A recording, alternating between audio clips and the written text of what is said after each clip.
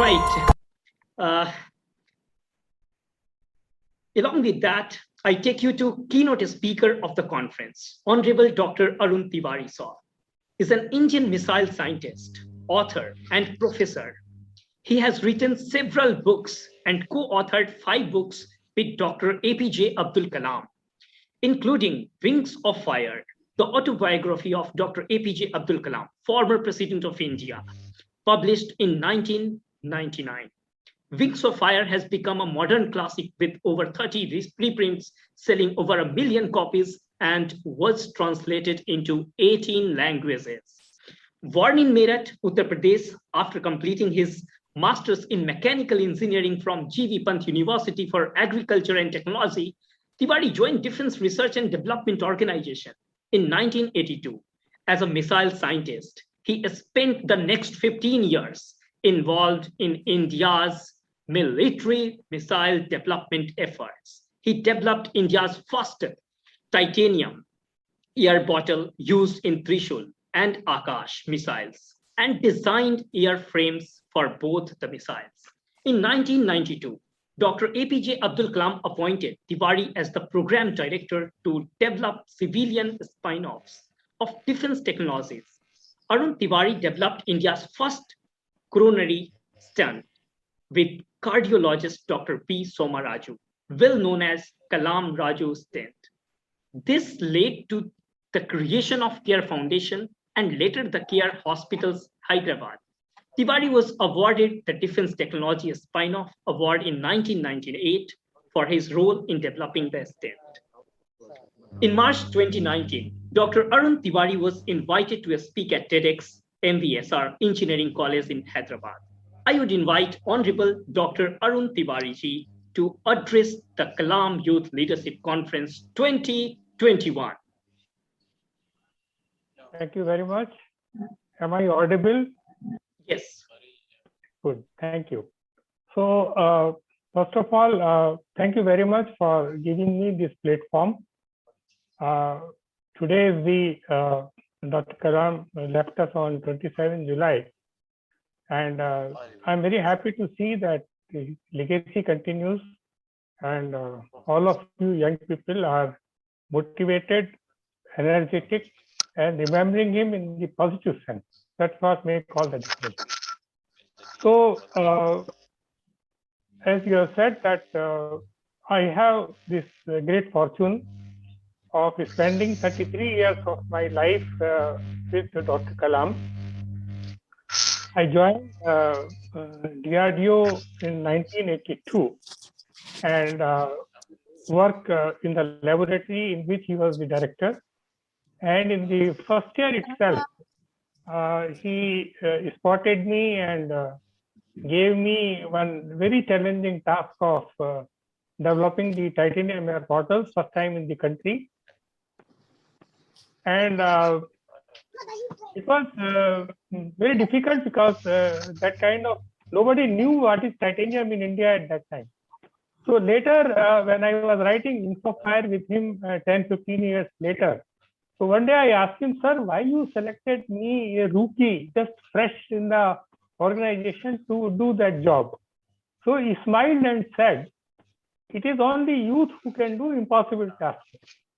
If you give the difficult task to the grown-up people, they will have 100 reasons to tell you why it cannot be done. It is the naive youth, the inexperienced youth who believe in a difficult task and carry it out. So he gave me a big lesson. Whenever you want to do something out of the box, something impossible, something which is not possible, give it to the youth. So I am very happy to be connected with all of you today. And I will try to use the 20 minutes given to me to share with you what is the spiritual meaning of the legacy of Dr. Kalam. I am not going to discuss the physical aspect of Dr. Kalam, which is very well known.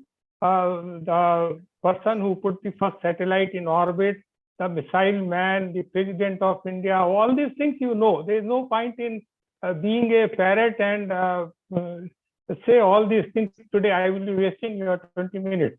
Instead of that, what I want to share with you, the spiritual aspect of Dr. Kalam, which I was very lucky to capture, and I would like to share with you that.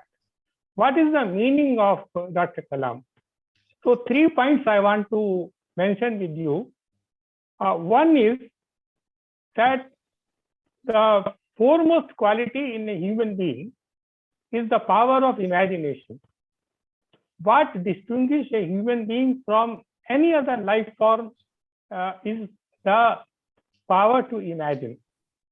So you have to imagine. And I'm very happy that the foundation name is Khwab.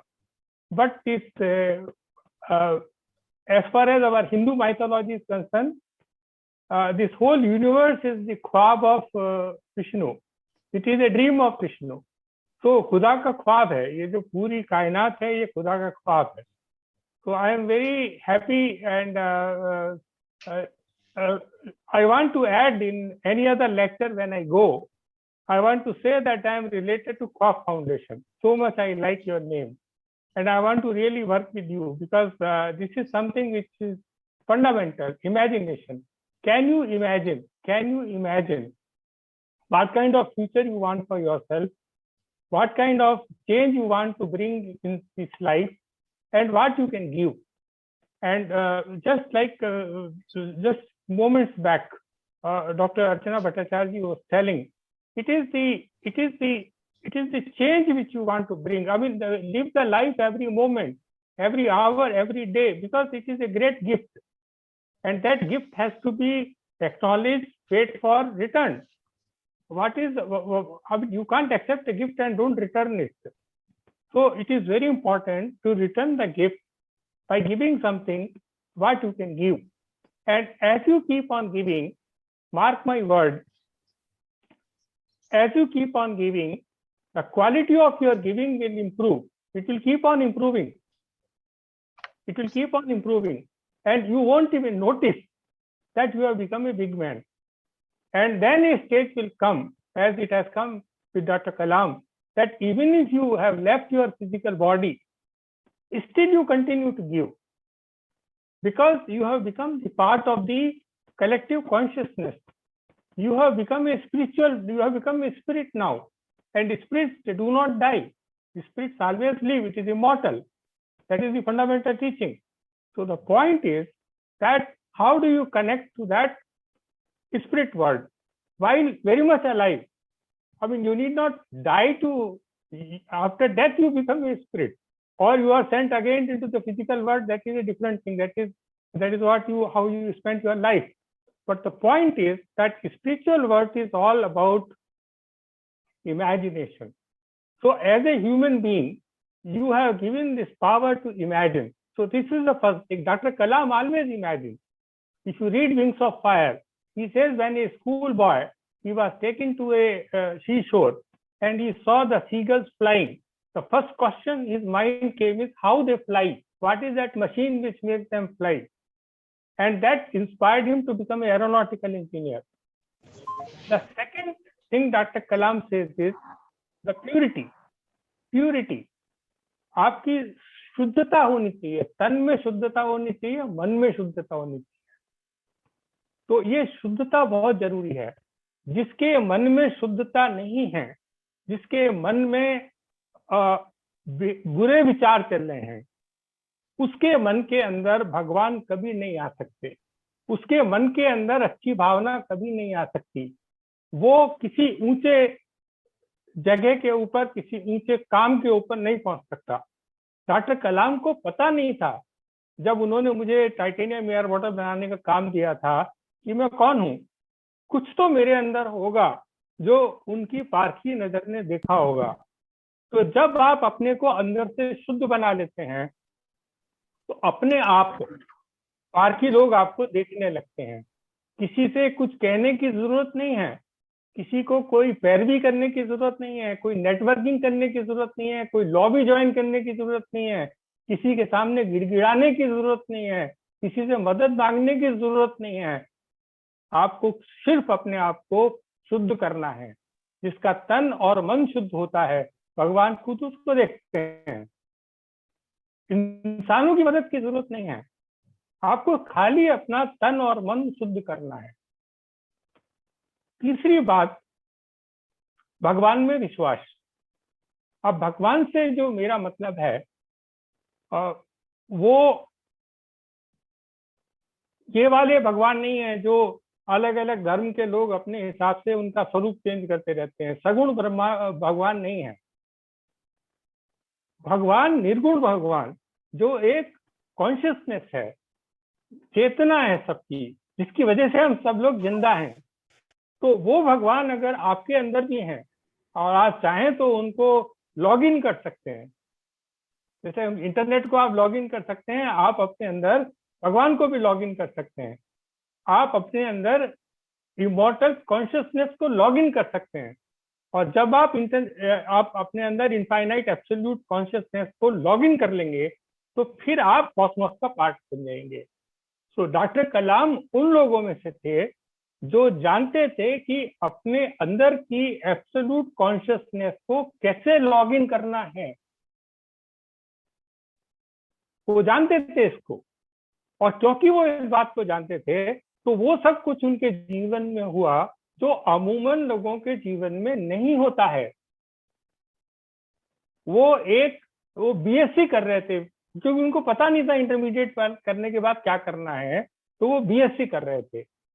BSc करने के बाद उन्होंने engineering के अंदर दाखिला लिया, 2 साल waste करे कैरियर के हिसाब से। अगर आप देखें तो इंटरमीडिएट के बाद भी इंजीनियरिंग में जा सकते थे, लेकिन वो बीएससी कर रहे थे। इंजीनियरिंग में जाने के बाद उनके दिमाग में आया कि मैं एयरफोर्स में भर्ती हो जाता हूँ, तो एयरफोर्स ने उन्हें रिजेक्ट कर दिया। तो उसके बाद वो एचएएल में काम कर रहे थे। उसके बाद वो एरोनॉटिकल डेवलपमेंट एस्टेब्लिशमेंट में काम कर रहे थे। 33 साल की उम्र तक डॉक्टर कलाम से ऐसा कुछ भी नहीं हुआ जो उनको एक आम आदमी से एक खास आदमी बनाता हो। 33 साल की उम्र तक, आप में से किसी की उम्र भी 33 साल नहीं है। तो इस उम्र तक ऐसा कुछ भी नहीं था जो कलाम साहब को कलाम साहब ने बनाया। उसके बाद क्या हुआ, उसके बाद कलाम साहब की समझ में आया कि सफल होने के लिए सार्थक होने की जरूरत है। आप सब लोग सफलता के पीछे भागते हो, मेरे को ये चाहिए, मेरे को 1 लाख रुपए की सैलरी चाहिए, मेरे को ये वाली मोटरसाइकिल चाहिए, मेरे को ये वाली घड़ी चाहिए, मेरे को ये वाला स्मार्टफोन चाहिए, मेरे को अब्रॉड जाना है। तो ये सफलता के पीछे आप भागते हो, लेकिन आपकी सार्थकता क्या है? आप अपने भाई से बात नहीं करते, आप अपने माता पिता का सम्मान नहीं करते, आप कोई गरीब आदमी अगर आपके सामने जा रहा है तो आपके मन में करुणा का भाव नहीं आता, तो फिर आप सार्थक कैसे हो? तो अगर आप समाज के प्रति सार्थक हो तो सफलता आपके पास आएगी। जैसा बुद्धा ने धम्मपद में कहा है कि जिस तरह से जो बैल के खुर होते हैं उसके पीछे पीछे हल चलता है, जैसे जैसे मनुष्य चलता है उसके पीछे पीछे उसकी छाया चलती है। तो जैसे जैसे आप सार्थक बनोगे वैसे वैसे सफलता आपके पीछे पीछे चलेगी, कोई रोक ही नहीं सकता उसको। तो सफलता का पीछा करने की बजाय सार्थक बनना सीखना चाहिए। तो 3 बातें फिर दोहराऊंगा। पहली बात आपकी कल्पनाशीलता, दूसरी बात आपकी पवित्रता तन की और मन की, और तीसरी बात आपका भगवान में विश्वास। और भगवान में विश्वास का मतलब है कि आप अपने आप को इस पूरी सृष्टि से जुड़ा हुआ महसूस करें। आप अकेला ना महसूस करें अपने आप को, आप अकेले थोड़ी हो, पूरी कायनात आपके साथ है। आप एहसास तो करो, आप लॉगिन तो करो। इंटरनेट पे लॉगिन नहीं करोगे तो आपको कैसे डाउनलोड करोगे फाइल को, कैसे देखोगे वहां क्या क्या ज्ञान अवेलेबल है? तो नदी में उतरना पड़ेगा, डुबकी लगानी पड़ेगी, स्नान करना पड़ेगा, तो तभी जो है आपके जीवन की सार्थकता बनेगी। और जब आप सार्थक बनेंगे तो सफलता अपने आप आपके कदम चूमेगी। तो मैं अपने इस कथन को यही समाप्त करते समय, जो 5 मिनट अभी बाकी बचे हुए हैं, उस 5 मिनट के अंदर मैं आप लोगों से अनुरोध करूंगा कि कोई भी 3 प्राणी, वो अब तक जो मैंने कहा, कलाम साहब की 3 बात बताई, तो उसके बारे में अपने कोई अगर उनकी शंका है तो मैं उसका निदान करना चाहूंगा। धन्यवाद। All right, thank you very much. और मुझे लग रहा है कि अगर वैसे कुछ अगर सवाल होंगे तो हम लोग एक इंटरेक्टिव सेशन भी रखें, वहां पे जिस भी तरीके के सवाल होंगे सवाल लेने की पूरी कोशिश होगी। और इसके साथ ladies and gentlemen, the most awaited moment has come at Kalam Youth Leadership Conference 2021. And the moment is all about to listen to our chief guest, Honorable Dr. V. Ponraj sir, the former scientific advisor of Dr. APJ Abdul Kalam. Is an ADA scientist and technical advisor to late His Excellency, the 11th President of India, Dr. APJ Abdul Kalam. He has co-authored the book Manifesto for Change along with Dr. Kalam in the year 2014. Mr. Ponraj has also taken the responsibility of completing the Tamil book, Pulyali, Thandinal, which targets the vision for the development of Tamil Nadu state. And Dr. Kalam and Ponraj has been co-authoring while the former was alive. Ponraj has also anchored the editorial team of the Billion Bits e-paper. So I would request to Honorable Chief Guest, Dr. V. Ponraj to address the wonderful conference. We all are waiting for you, sir, at Kalam Youth Leadership Conference 2021.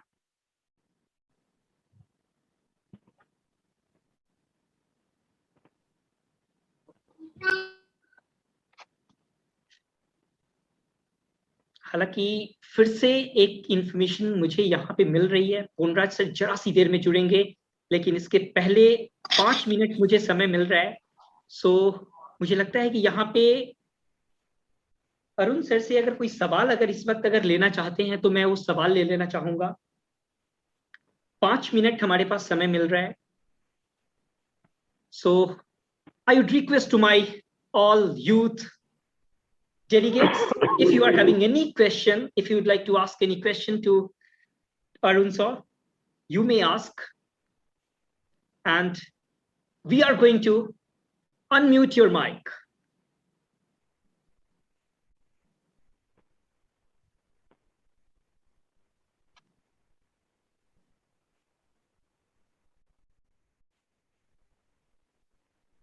हालांकि जब तक लोग plan कर रहे हैं तब तक मैं ही एक अपने तरफ से एक सवाल ले लेता हूं अरुण साहब। मैं जब स्टडी कर रहा था, मैं पिछले 24 घंटे से लगातार मेरी निगाहें थी कि किन तथ्यों को लेकर आज मैं बातचीत करूं। मैं एक बहुत बैलेंस सवाल लेना चाहता हूं सर। जब 5 साल जब उन्होंने फर्स्ट प्रेसिडेंशियल का जो उनका जो प्रेसिडेंट वाला जो टाइम था उन्होंने पूरा किया, एक पॉलिटिकल माहौल तो बना, चाहे कांग्रेस की तरफ से हो, बीजेपी की तरफ से हो। मैं जानना चाहता हूं कि कलाम साहब गिव अप तो किए हैं, अगर वो चाहते तो फिर से एक बार राष्ट्रपति के लिए वो आगे कदम बढ़ा सकते थे। इसका जवाब ये है कि अगर राष्ट्रपति बनना ही उनका ध्येय होता तो आपकी बात बिल्कुल बराबर है, लेकिन अगर किसी का ध्येय राष्ट्रपति बनने से परे हो, वो कोई उसको ट्रांसेंडेंस करना चाहता हो, राष्ट्रपति बनने के बाद उनको मौका मिला कि वो पूरे देश के अलग अलग राज्यों में, केंद्र शासित प्रदेशों में, गांवों में, जनजातीय प्रदेशों में, नॉर्थ ईस्ट में, जहां वो अदरवाइज नहीं जा सकते थे, तो राष्ट्रपति बनने के दौरान वो वहां गए और उनको पता लगा कि ये तो बड़ा विशाल देश है, तरह तरह के नाना प्रकार के लोग रहते हैं, गुर्बत में रहते हैं, गरीबी में रहते हैं, कटे हुए हैं। मुझे याद है मैं दरभंगा उनके साथ गया था और वहां जब हेलीकॉप्टर से हम उतर रहे थे तो इतनी धूल उड़ रही थी, तो लोगों के पास बराबर पहनने के कपड़े नहीं थे। तो ये सब देखने के बाद कलाम साहब ने कहा कि ये जो मैं राष्ट्रपति भवन में महामहिम बन के बैठा हुआ हूँ, ये एक हो गया, एक 5 साल का एक्सपीरियंस था, ये भी हो गया। अब मुझे इससे आगे जाके इस पूरे तामझाम को छोड़ के, सिक्योरिटी को छोड़ के, प्रोटोकॉल को छोड़ के आम आदमी बन के मुझे इस देश के अंदर घूमना है। और वो उन्होंने स्वीकारा, तो इसलिए उन्होंने गिव अप नहीं करा, एक्चुअली उन्होंने टेकअप करा। गिव अप तो वो करते हैं जिनके जो चाहिए वो नहीं मिलता है, टेक अप वो करते हैं जो किसी को पता ही नहीं है क्या है, वो उसको टेक अप करते हैं। तो second, I think you understood my point. लेकिन यहाँ पे एक सवाल तो उठेगा साहब, जी कलाम साहब के पास ये दोनों डिसीजन आने थे, वो राष्ट्रपति के लिए आगे बढ़ भी सकते थे, पीछे भी जा सकते थे। उन्होंने 2 लेटर भी लिखा था, एक बुक में भी जिक्र है इस बात का। मैं आपसे जानना चाहूंगा सर, इस पर आपकी क्या पर्सपेक्टिव है? नहीं नहीं, डॉक्टर कलाम के मन में सेकंड टर्म की दूर दूर तक कोई ख्याल नहीं था। एक बात उड़ाई गई थी, जो डॉक्टर कलाम को जानते हैं उन्हें अच्छी तरह से पता है। और असली बात यह है कि जब बिहार विधानसभा को डिसॉल्व करने के, राष्ट्रपति शासन लगाने के ऊपर सुप्रीम कोर्ट का जजमेंट आया था, तो उस रात वो रिजाइन करना चाहते थे। तो उनको बड़ी मुश्किल से लोगों ने कहा कि सर आप ऐसा मत करो, किसी राष्ट्रपति ने आज तक रिजाइन नहीं करा है, टर्म पूरी कर लो। तो तभी उन्होंने कहा था कि टर्म पूरी करने के बाद एक दिन नहीं रहूंगा और पूर्णा साहब आपसे जुड़ेंगे। उस रात को, जिस 25 जुलाई को जब उनकी टर्म खत्म हुई थी, तो वो 12 बजने से पहले चेन्नई वापस पहुंच चुके थे। तो ये उनकी व्यग्रता थी उस ऑफिस को छोड़ के जाने की। तो सेकंड टर्म का उनके मन में कोई विचार नहीं था, उन्होंने कोई कोशिश नहीं करी।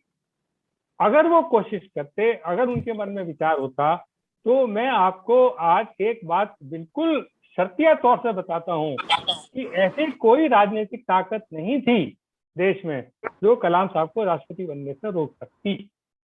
लेकिन उन्होंने, उनकी कोई इच्छा नहीं थी, उनके मन में विचार नहीं था, वो चाहते नहीं थे उसको आगे बढ़ाना, इसलिए वो बात वहीं खत्म कर दी गई। ओके, एक सवाल मैं और अपने तरफ से लेना चाहूंगा। एक बहुत बड़ी फैक्ट जो है यहाँ पे निकल कर आई है, और मुझे लगता है कि पूरे इंडिया के व्यूअर्स के लिए ये मैसेज इंपॉर्टेंट है जो अभी आपने शेयर किया सर।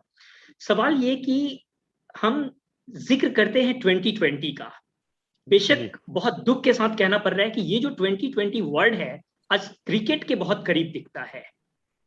लेकिन क्रिकेट के करीब तब दिखता है जब 2003 में इस शब्द का जिक्र क्रिकेट के संदर्भ में दिखा। लेकिन अगर 1998 में जब आप जाएंगे तो कलाम साहब ने इस शब्द को सबसे पहले रखा। सर मैं आपसे जानना चाहता हूं ये भारत दरअसल किस वे में टर्न कर रहा है, और 2020 विजन के करीब अगर मैं अभी से भी अगर उन मिशन को पूरा करने की अगर जिक्र करूं तो कहां हम दरअसल फेल्योर हैं? देखिए, पहली बात तो ये फेल्योर वगैरह शब्द आप इस्तेमाल करना छोड़ दीजिए।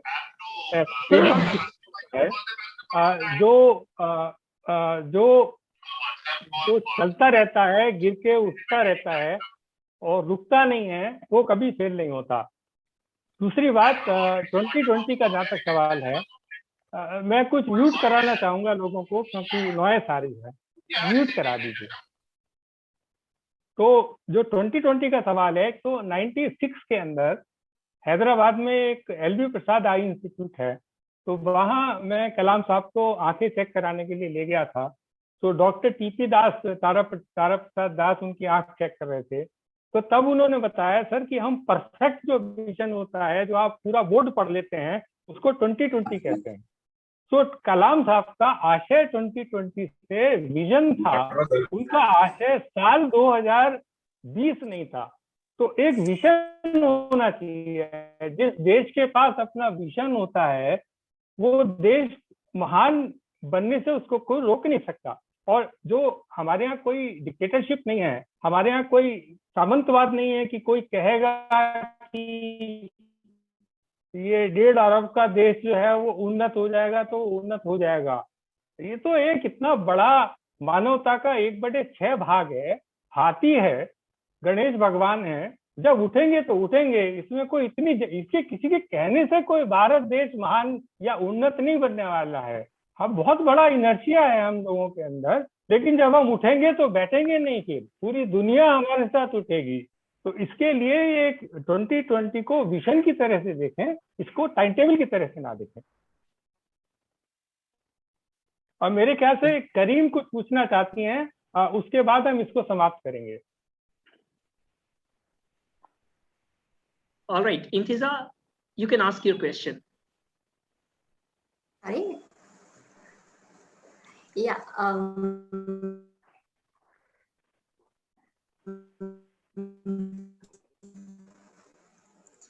First of all, I would like to. Am I audible? Now you are audible. Yes. Yes. Okay. Thank you so much. So first of all, I would like to thank Dr. Arun Tiwari for being here. It is indeed a great honor, and we were really excited to hear your words. So me being from Sri Lanka, and we have more international participants on this platform. So I would like to request you to give a small summary of the things what you were discussing right now in English, if it's possible. Because to be honest, I don't understand in Hindi, and I think there'll be few more who don't understand the language. So it will be, because we are really excited as young people to learn the things what you, as a person who has been associating Dr. Kalam very closely, we are very excited to learn something new. I will thank you, Karim. I will repeat very crisply. Okay. Dr. Kalam told that 3 things are required in life: imagination, purity of mind and purity of your body, and faith in God. And faith in God means not some idol of the God or some shape of the God or name of the God, but the infinite absolute consciousness which is right there in your heart. And if you want, you can access it. And once you access it, then every moment of your life become full of responsibility. Because you are alive, you have to do good work. And because you have to do good work, see that consciousness is available in everybody. See the poor around you, see the less privileged around you, and then you will find that you are connected with the whole world. So with this word, I conclude, and welcome Dr. Ponraj, Arun Tiwari here. Vanakkam sir, how are you sir? Very nice to talk to you.